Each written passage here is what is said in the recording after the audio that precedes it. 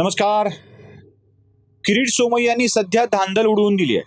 किरीट सोमय्या आरोप करतात त्यांच्या 12 जणांची टीम आणि सोमय्यांची 12 प्रकरणं ही सतत समोर येत आहेत. भाजपनं किरीट सोमय्यांच्यावरती ही विशेष जबाबदारी दिली आहे असं अध्यक्षांनी देखील सांगितलंय. म्हणजे भाजपमधून किरीट सोमय्या यांना यांची लफडी बाहेर काढण्यासाठीच नियुक्त केलेलं आहे हे देखील आता स्पष्ट झालेलं आहे. किरीट सोमय्या आपलं काम बिनबोबाटपणे करतायत. अगदी बिनबोबाटपणे आणि प्रामाणिकपणे करतायत त्याचं सर्टिफिकेट ज्यांच्यावरती आरोप केलाय त्या हसन मुश्रीफांनी देखील दिलेलं आहे. हसन मुश्रीफांनी किरीट सोमय्यांच्या पत्रकार परिषदेनंतर म्हणजे त्यांनी ती पूर्ण पत्रकार परिषद बघितलेली आहे स्वतःवरच्या आरोपाची आणि त्यानंतर हसन मुश्रीफांनी जे उत्तर दिलंय ते देखील आपण सगळ्यांनी बघितलेलं आहे. सोमय्यांनी केलेले आरोप आणि हसन मुश्रीफांचा खुलासा याबाबत मी चकार शब्द बोलणार नाहीये. म्हणजे तेच ते तुम्हाला परत परत सांगणार नाहीये. फक्त यात काय घडलंय ते तुम्हाला सांगण्यासाठी मी आलोय. किरीट सोमय्यांनी हसन मुश्रीफांवरती साखर कारखान्यातल्या अपहाराचा आरोप केलाय आणि काही शेल कंपन्यांच्या माध्यमातून 100 कोटी रुपयांची रक्कम उभा केल्याचा देखील आरोप केलेला आहे. आता या दोन आरोपाच्या स्पष्टीकरणामध्ये त्यांनी काही कागदपत्रांचा पुरावा देखील दिलेला आहे. त्या कागदपत्रांच्या पुराव्यामध्ये त्यांनी हे पुरावे काही किरीट सोमय्यांनी वेगळे शोधून आणले, त्यांना काही खजिना सापडलाय आणि युरेका म्हणत किरीट सोमय्या आलेत अशातला भाग नाही.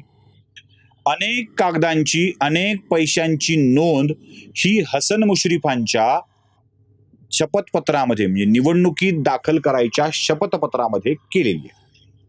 तुम्ही म्हणाल मग जर शपथपत्रात नोंद केली आहे आणि कागद पब्लिक डोमेन मध्ये आहेत तर आक्षेप काय आहे? आक्षेप हा आहे की ज्या कंपन्यांच्याकडून त्यांनी कर्ज घेतल्याचं पैसे घेतल्याचं नोंद केली आहे त्या सगळ्या शेल कंपन्या असल्याचं आणि ऑफिशियली बंद झाल्याचं जाहीर झालेलं आहे.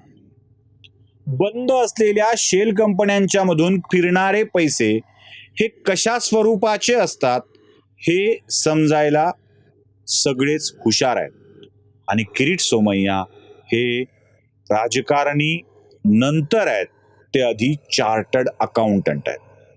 त्यामुळे पैशांची फिरवाफिरवी कशी होते याचं ज्ञान सोमय्यांना उत्तम पद्धतीनं असतं. बरं, सोमय्यांनी केलेल्या आरोपातल्या कंपन्यांची नावं मी तुम्हाला वाचून दाखवतो.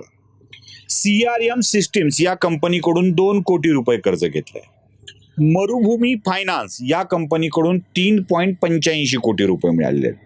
याशिवाय next gen consultancy, universal trading LLP, Navratna associate LLP, Rajat consumer services, mount capital या कंपन्यांची नाव आहेत. या 8-10 कंपन्यांच्याकडून मुश्रीफ परिवाराला पैसे मिळाल्याचा आरोप किरीट सोमय्यांनी केलेला आहे. आणि सोमय्यांचा दुसरा आरोप आहे की यातली बरीचशी पैसे हे साखर कारखान्यामध्ये पार्क करून ठेवलेत. त्यांचा शब्द आहे, डंप म्हणतात लोक, यांनी पार्क करून ठेवलेत असा शब्द वापरलेला आहे.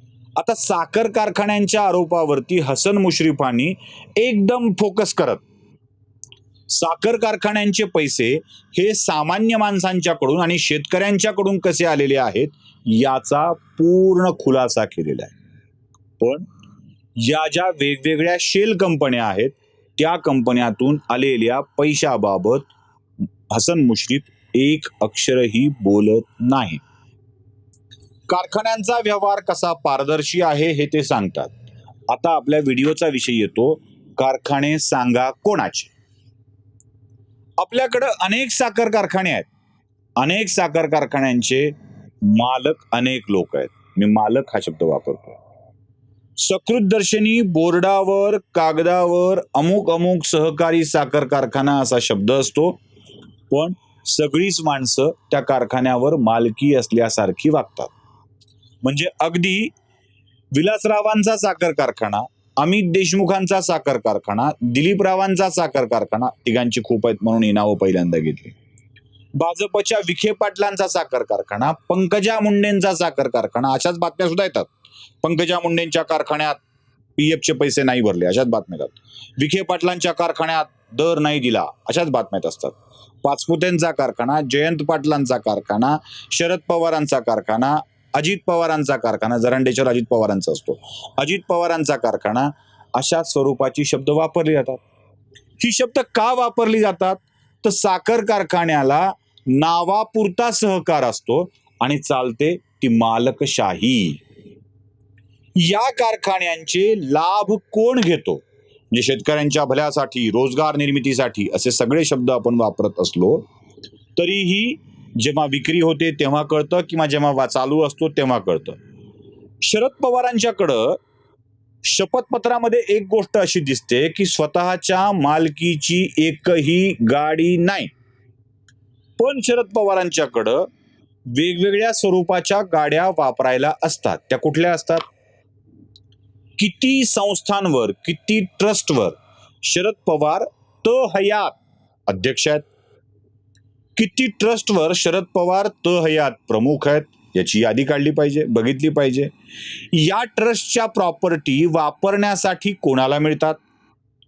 या कारखान्यांच्या प्रॉपर्टी वापरायसाठी कोणाला मिळतात? लातूरमध्ये अमित देशमुख वापरत असलेल्या गाड्या या कोणकोणत्या कंपन्यांच्या आहेत? कुठली दारू कंपन्यांची, कुठली कोणत्या कारखान्यांची, कुठली कोणत्या कारखान्याची? लेकरासाठी वेगळी गाडी, बायकोसाठी वेगळी गाडी, स्वतःसाठी वेगळी गाडी, आईसाठी वेगळी गाडी, भावासाठी वेगळी गाडी, काकासाठी वेगळी गाडी.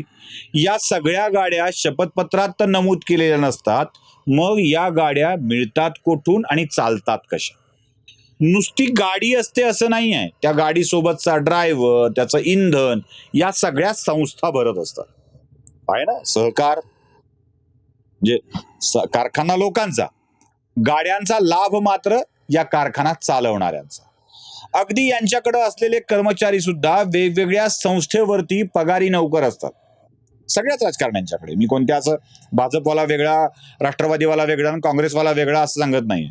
या संस्थांचे कर्मचारी सुद्धा, म्हणजे यांच्याकडे असलेले कर्मचारी, स्वीय सहाय्यक, अटेंडंट, म्हणजे अगदी लेकराला आमच्याकडच्या भागात हैदराबादच्या विमानतळावर विमान उतरत असतात, लातूर, बीड किंवा उस्मानाबाद या भागातील राजकारणी हैदराबादच्या विमानतळावरून लातूर, उस्मानाबादकडून नांदेडकडे येत असतात. म्हणजे नांदेड, लातूर, उस्मानाबाद यांना औरंगाबादच्या विमानतळापेक्षा हैदराबादचं विमान जास्त जवळ पडतं. तेव्हा लेकरांसहित डायपर घेऊन जाणाऱ्या दाई सुद्धा कुठल्या तरी संस्थेवरती, कारखान्यावरती, कंपनीमध्ये कामाला असतात. आणि या सगळ्या लोकांच्या पगारी या राजकारण्यांच्या खिशातून नव्हे तर त्यांच्या संस्थातून, साखर कारखान्यातून जात असतात. हा सगळा लाभ कोण घेतो? गाडी, गोडी, इंधन, कर्मचारी, साखर, घरात लागणारी साखर, बाहेर लागणारी साखर, या सगळ्या गोष्टी हे साखर कारखाने भागवत असतात, या संस्था भागवत असतात.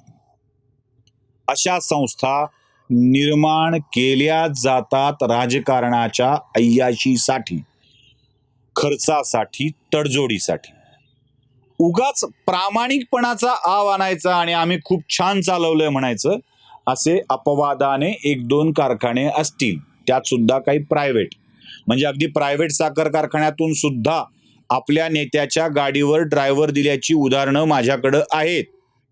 ती अगदीच तपशीलवार सांगू शकतो, कोणाचा कोणता ड्रायव्हर कोणत्या कारखान्यातून पगार घेत होता. म्हणजे कारखान्याचा डायरेक्टर पण नाहीये, पक्षाचा नेता सांभाळण्यासाठी कोणाकोणाच्या पगारी दिल्या होत्या हे सुद्धा मी तपशीलवार सांगतो. या वाक्यानंतर एक दोन कारखान्याचे चेअरमन मला फोन करून सांगतील, कशाला सुशील आमची लपडी बाहेर काढतोय, बंद केलंय ना, काढलीत ना आपण सगळी माणसं आता, असं बोलतील. पण अगदी नेत्यांना सांभाळण्याचं काम सुद्धा या साखर कारखान्यांनी केलेलं आहे. त्यामुळं हसन मुश्रीफांनी किती प्रामाणिकपणे साखर कारखाना चालवतोय असं किमान जाहीरपणे, छातीठोकपणे बोलू नये.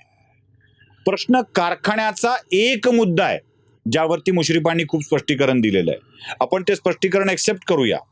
पण ज्या कंपन्यांच्या माध्यमातून पैसे वळती झालेत असा आरोप किरीट सोमय्या यांनी केलेला आहे, त्याबाबतचं स्पष्टीकरण देखील हसन मुश्रीफ यांनी करणं आवश्यक होतं, जे संपूर्ण पत्रकार परिषदेत केलेलं नाही.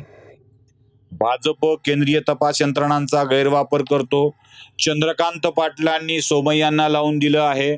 सोमय्यांना बिचाऱ्यांना सवयच आहे, पण तरीही 100 कोटीचा दावा दाखल करणार आहे, असली राजकीय विधानं त्यांनी केलेली आहेत. साखर कारखाने जनतेची सांगायची असतात असतात ती राजकारण्यांचीच. ती उभी करण्यासाठीचा पैसा कसा येतो कुठून येतो हे उत्तम पद्धतीनं माहीत आहे. जनता पैसा देते, पण किती देते हेही बघा.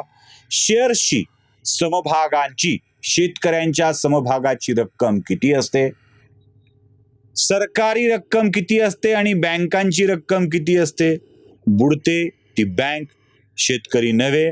कारण 10 ते 12% वर शेतकऱ्यांचा सहभाग यात असत नाही. 80% आसपास कर्ज घेतलेली असतात. त्यामुळं समभाग घेण्यासाठी शेअर्स घेण्यासाठी शेतकऱ्यांनी कशा रांगा लावल्या होत्या हे सांगू नका. शेतकरी बिचारा रांगा लावतो तो विश्वास म्हणून नव्हे. शेतकरी रांगा लावतो ते शेतातला ऊस वाया जाऊ नये म्हणून. आणि म्हणूनच याचा फायदा घेऊन वेगवेगळी कारखाने उभी केली जातात. मांजरासारखा सहकारी साखर कारखाना असताना 20 किलोमीटरच्या पट्ट्यात दुसरा साखर कारखाना तोही खाजगी 21st शुगर नावाने उभा केला जातो. यातच सगळं काही समजतं येतं. त्यामुळं कारखान्यांचा दावा कितीही केला असला तरी कारखाने खरंच सांगा कोणाचे हा प्रश्न विचारल्याशिवाय राहत नाही. व्हिडिओ आवडला असेल तर लाईक शेअर आणि सबस्क्राईब नक्की करा. धन्यवाद.